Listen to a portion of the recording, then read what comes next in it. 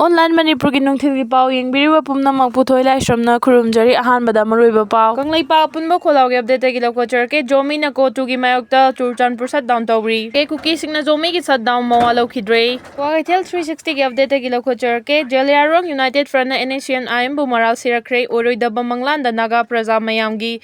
chuptuna masa masa gi kanaba hauzik fawba leptana lawri haina Maral Sikhre Manipura thokliba conflict tha kunga humdoi fazila kadaror batungda laiba sigi Prime Minister Narendra Modi Manipur da laglaba yai haidi thajaba yaba awang mathaki pau gi source amana hai luang pokpa cricket in stadium da Manipur State PWD na vehicle parking gallery approach road amasung security arrangement sagatna ba choba senfam kaya sanction tawkhre hairi department asena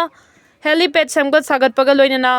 high profile BBIP singi security protocol ama oina ugi barricade sabagi thabak chathari hari masigi mathakta khabam lamkhai maningdagi hauraga chumbrai thong phawbada leiriba lambi paring asibu BBIP gi movement mapung fana chathaba yananabagi damak pakthok chawthokpagi thabak haukre thabak sing ase atenba matamgi manungda loisinabagi damak masing yamlaba worker amadi engineer singna ahing nungthil khaktana akanba mawongda thabak paikhali hairi Manipur thokliba crisis asibu Prime Minister Narendra Modi na hakthengna na chatuna loisinana bahona biu haina laiba asida leiriba tongan ba political party da natana laiba miyamna kanma mawongda taksilingai chera asida Prime Minister Narendra Modi Manipur da lakpagi wafam asi tholakhibani Manipur da Prime Minister Narendra Modi lakpagi matangda hauzik fawbi oina state government gi maikaidagi kariguma wafam amata phongdokpa leitrobasu political observer singi maikaidagi kariguma Narendra Modi na Manipur da lakani haiba asina chumba oirabadi Manipur da tholiba Tramol asida yamna chawna ahongba lakpiyai haina thajanari sangwa sagatpagi thaba ahing nungthil khaktana paikhatpada natana Imphal da pung 12 chupna security gi oiba section tharang lokhotpa hore haidi Manipur yauna state marigi delimitation tawnaba Supreme Court na center da thahumgi matam pikre Arunachal Pradesh, Nagaland, Assam, amasung Manipur gi oina delimitation gi thaba pangthoknaba Supreme Court na center da thahumgi matam pikre President of India na state sing asigi delimitation gi thabak tawnaba kumja 2020 da khangan khrabasu delimitation gi thabak center na paikhattabadagi state mari asigi apunba delimitation demand committee na thuba matamda delimitation gi thabak tohanbina ba Supreme Court da tharappa wakat amagi matangda Chief Justice Sanjeev Khanna na luchingba division bench amada hearing chathaki hearing aduda center gi maikaida lepliba Solicitor General Tushar Mehta na state ahum asegi delimitation gi matangda matam khara da center da PB na bahajaki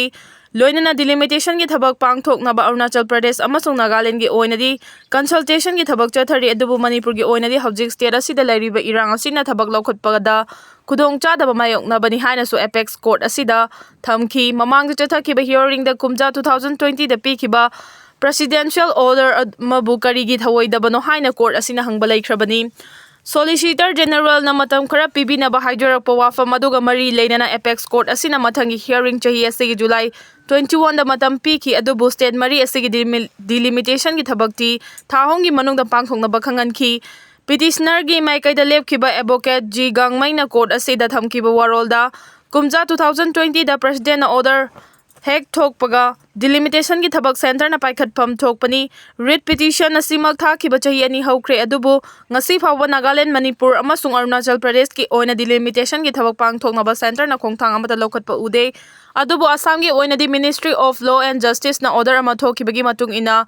kumja 2023 da delimitation gi thabak loisin kri haiba wafam thamki amaram the Election Commission of India gi maikaidagi phongdora kiba wafam da Representation of the People Act 1950 gi section 8A gi makhada central government na delimitation gi thabak haunaba akhanaba direction ama pirakpa mathau tai hairi kumja 2020 gi February 28 da thokiba presidential order amana union territory ama oiriba Jammu and Kashmir gi yauna awang nongpoki state mari asigi delimitation tawnaba khangankhibani delimitation demand committee gi maikaidagi Supreme Court da tharakhiba wakat aduda presidential order thawoidana state mari asigi delimitation gi thabak tawdaba haibasi constitution gi article 14 na piriba fundamental right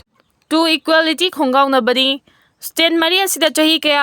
ama ing tap na mikhal pangthokna lakli adubu kumja 2002 da delimitation act amend tawkhrabasu state mari asigi delimitation gi thabak tawdana lakli asigumba awang nongpo state singbu thawoidaba asina atai state singa changdamna naba